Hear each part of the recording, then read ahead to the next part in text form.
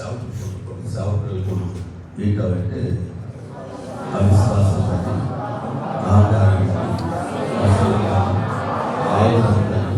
వీటిని జయించాలంటే పరిశుద్ధాత్మ దేవుడు మీలో నింపబడాలి. ఆ శక్తి మీలోకి వచ్చినప్పుడు ఆ అట్టి శక్తి మిమ్మల్ని ఏం చేస్తుందంటే ఈ కార్యాన్ని చేయించడం. అందుకనే పలుగట్టుకుని ఎబిసి సంఘాన్ని చూసినప్పుడు ఎబిసి పిల్లల్ని అపోస్తులైన పౌలు మీరు విశ్వసించిన రోజున పరిశుద్ధాత్మను పొందిరా అనే పదం వాడిన ఆ గొప్ప వాక్యాలు నేను 4 నెలలు దీని మీద నేను చర్చ చేసిన ఆ ఒక్క వాక్యం పరిశుద్ధాత్మను పొందిరా మామూలు ఆ పదం వాడడానికి గల కారణం ఆ ఎబిసి సంఘం మీద ఉన్న ఆయన దృష్టి ఏంటంటే ఈ సంఘం సామాన్యమైనది కాదు, శక్తివంతమైనది.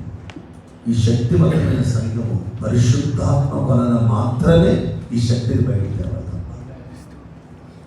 లేకపోతే తర్వాత ఈ శక్తి కాస్త పాడిపోయే అవకాశం, నష్టపోయాం. అగ్రప్రకటనలో వారికి ఎబిసిలో ఉన్న సంఘం గురించి రాసిన సందర్భాలు నీకు మొదట ఉండిన ప్రేమను నువ్వు కోల్పోతున్నావు అనే పదం వాడి. కాబట్టి ఏంటంటే పరిశుద్ధాత్ముడు రాగానే, పరిశుద్ధాత్మతో నింపబడగానే ఒక ఆత్మ పాలిస్తాడు. చెప్పిన మాట చెప్పిన మాట ఆత్మ.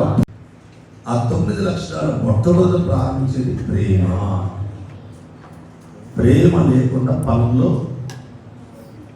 ఫలం కానీ. పరిశుద్ధాత్మ నింపబడ్డాము అంటే ఆత్మఫలం ఖచ్చితంగా ఉంటుంది. ఏంటి ఆత్మఫలంలో? ప్రేమ, సంతోషం, సమాధానం, దీర్ఘశాంతం, దయాళుత్వం, మంచితనం, విశ్వాసం, సాత్వికం, ఆశ. ఈ 9 అనుభవాలు ఎందుకు సంఘానికి అవసరం?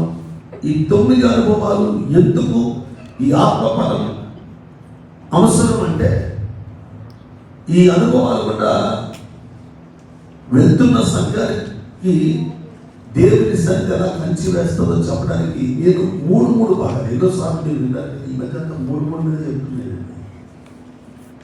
3 భాగాలు అదే ఎక్కువ ఎందుకు కొన్ని కాస్త ఈ 3-4 ముచ్చట్లు లోపల 3 ఉన్నాయి చూడండి. 3 ఏంటంటే దేవునికి మీకు మధ్య ఉండవలసిన బంధం, దేవునికి మీకు మధ్య ఉండవలసిన బంధం, దేవునికి విశ్వాసకి మధ్య ఉండవలసిన బంధం, దేవునికి సేవకి మధ్య ఉండవలసిన బంధం. ఏంటంటే ఒక 3 అనుభవాలు. ఏంటి ఆ 3 అనుభవాలు? ఒకటి ప్రేమ, సంతోషము, సమాధానం. దేవునికి నిన్ను కోరుకునేది అంటే ప్రేమ, ఆయన ప్రేమించాలి. ఈ 3 దేవునికి మానవునికి